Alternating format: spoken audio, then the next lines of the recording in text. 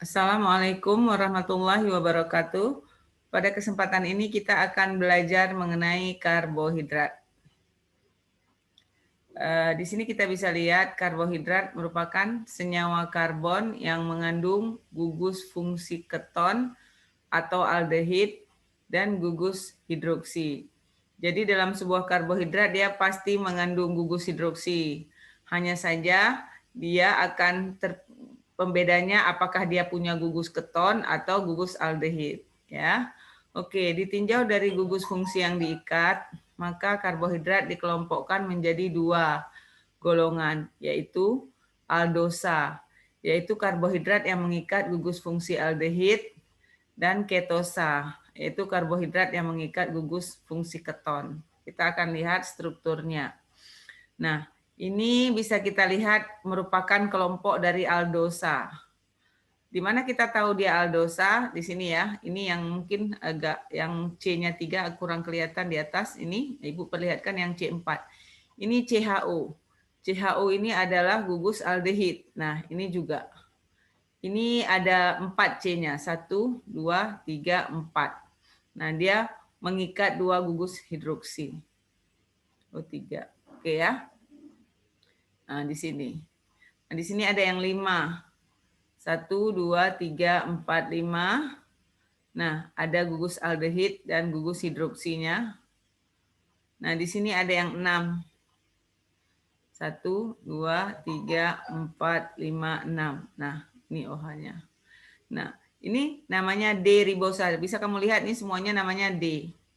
Berarti dia ada di sebelah kanan ini. Nah, OH-nya. Oke, ini adalah kelompok dari aldosa. Kita akan lihat ketosa. Yang mana ketosa? Nah, di sini. Ini ketonnya nih. Nah, ini ada 1, 2, 3, 4. C-nya 4. Yang ini ada 1, 2, 3, 4, 5. Dan yang ini ada 1, 2, 3, 4, 5, 6. Oke. Semua ada ketonnya dan ada gugus hidroksinya juga. Nah, ini adalah gugus kategori ketosa karena memiliki gugus keton. Nah, berdasarkan jumlah atom karbon yang menyusun, karbohidrat dapat dikelompokkan menjadi triosa, yaitu karbohidrat yang tersusun dari 3 atom karbon. Tadi kita sudah lihat ada contohnya triosa, lalu ada tetrosa, karbohidrat yang tersusun dari 4, ini salah ya, 4 atom karbon. Contohnya eritrosa. Kemudian pentosa, karbohidrat yang tersusun dari 5 atom karbon, contohnya ribosa. Dan yang terakhir yang keempat heksosa, karbohidrat yang tersusun dari 6 atom karbon, contohnya glukosa dan fruktosa. Ini Ibu ralat, di sini tetrosa ini 4 ya, di sini tertulis 3, tolong diralat. Oke. Karbohidrat di alam umumnya merupakan suatu polimer, meskipun ada juga karbohidrat yang sederhana. Nah, berdasarkan hasil hidrolisisnya, karbohidrat dapat dikelompokkan menjadi yang pertama monosakarida. Nah, monosakarida ini merupakan karbohidrat yang tidak dapat lagi dihidrolisis menjadi molekul-molekul karbohidrat yang lebih sederhana karena dia adalah molekul terkecil, mono satu. Misalnya glukosa, fruktosa, galaktosa, dan lain-lainnya. Nah, dia memiliki sifat monosakarida secara umum, mempunyai rasa manis, larut dalam air tetapi tidak terhidrolisis, bersifat optis aktif, ya kamu sudah belajar dulu di isomer. Semua monosakarida bersifat reduktor atau gula pereduksi. Nah, struktur monosakarida dapat digambarkan dalam bentuk rantai terbuka atau konformasi Fischer dan dalam bentuk rantai tertutup atau konformasi Howard. Jadi ada dua dia ya, bisa kita lihat dalam bentuk rantai terbuka dan dalam bentuk rantai tertutup. Ini akan kita lihat. Nah, yang ini dia, rantai terbuka. Nah, ini tertulis secara rantai terbuka monosakaridanya. Ini yang 3 atau C, ini yang 4, ini yang 5, dan ini yang 6. ya. Kemudian kita akan lihat dalam bentuk rantai tertutup. Nah, ini dia. Nah, seperti ini. Jadi, jika kamu melihat, sebagian tertulisnya secara terbuka dan sebagian secara tertutup. Jadi, kamu boleh menulis bagaimana saja, apakah mau rantai terbuka atau rantai tertutup.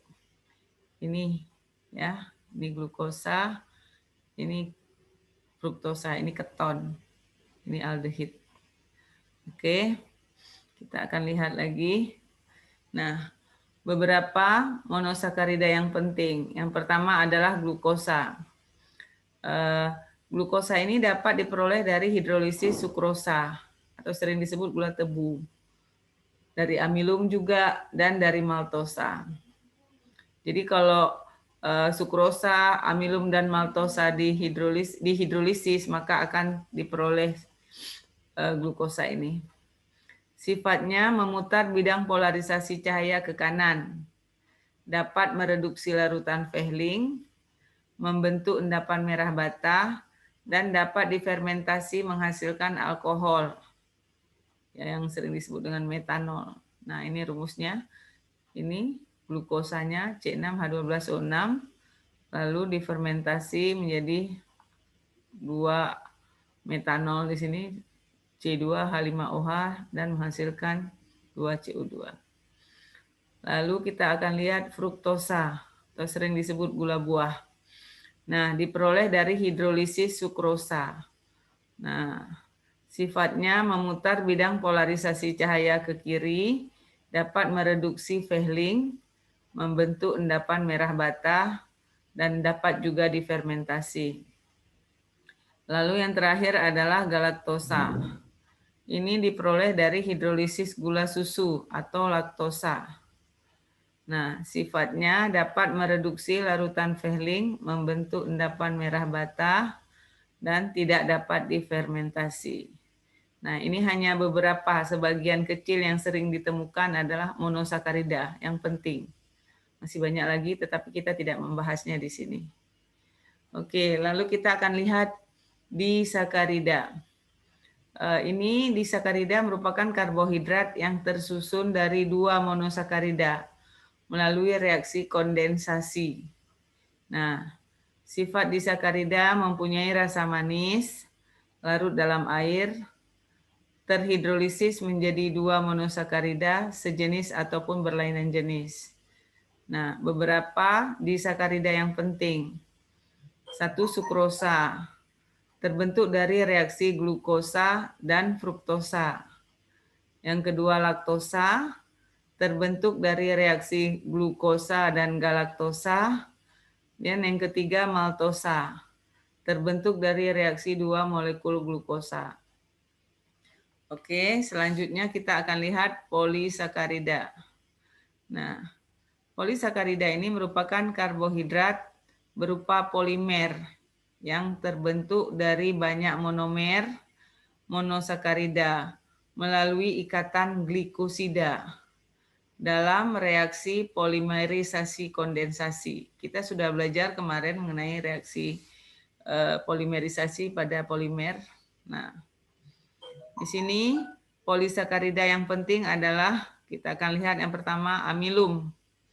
Nah, terdiri dari 2 komponen utama yaitu amilosa dan alfa amilopektin. Nah, ini dia strukturnya. Nah, ini dia ikatan glikosida. Ya, ada ini 1, 2, 3. Ini banyak karena dia polimer akan terbentuk. Ini dia ya. Oke, ini amilosa, nah ini amilopektin. Nah, ini akan membentuk nanti amilum. Oke, lalu kita akan lihat glikogen. Glikogen tersusun dari alfa glukosa. Nah, ini dia. Ini ikatan glikosidanya. Nah, ini dia. Lalu yang terakhir adalah selulosa. Nah, tersusun dari rantai lurus molekul-molekul beta D-glukosa. Nah, ini dia. Nih, ikatan glikosida. Ini baik beta ya, betanya. Ini dia. Nanti ke sini lagi. Oke, ini hanya ditampilkan 2 saja. Nah, ada beberapa uji karbohidrat. Yang pertama, uji Molis, yaitu uji yang berfungsi untuk mengidentifikasi adanya karbohidrat. Nah, indikasi warna merah pekat pada permukaan larutan. Lalu yang kedua, uji Seliwanov, yaitu uji yang berfungsi untuk mengidentifikasi adanya karbohidrat, indikasi warna merah pada larutan. Uji Antron, uji yang berfungsi untuk mengidentifikasi adanya karbohidrat, nah indikasi warna hijau pada larutan. Lalu ada uji Benedict, uji yang berfungsi untuk mengidentifikasi gula produksi atau monosakarida dan disakarida kecuali sukrosa. Nah, indikasinya endapan merah bata. Lalu ada uji Barfoot, uji yang berfungsi untuk mengidentifikasi monosakarida, indikasi endapan merah oranye. Lalu ada uji iodin, uji yang berfungsi untuk mengidentifikasi amilum. Nah, kalau amilum dia warnanya biru. Kalau amilopektin warnanya merah ungu. Kalau mengandung glikogen dan dextrin berwarna merah coklat.